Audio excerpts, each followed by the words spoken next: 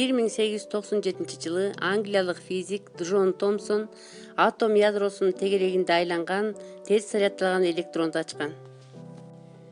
1904-жылы Томсон атом ядросунун моделин сунуш кылган. Анда атомдун ядросу жалаң терс заряддалган электрондордон турат деген.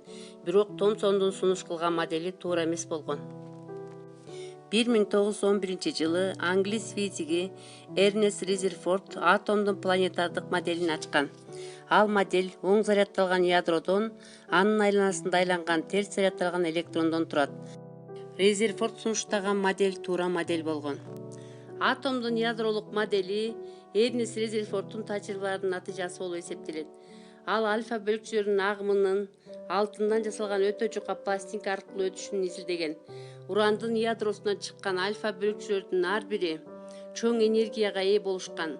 Ушундай бөлүкчөлөрдүн жардамы менен Резерфорд жука металл пластинкаларын аткылоо аркылуу альфа бөлүкчөлөрдүн заттын ичиндеги чачыроосун изилдеген. Резерфорддун тажрыйбаларынын жыйынтыктары жогоруда айтылган атомдун ядролук моделинин ишенимдүү далили болуп эсептелет.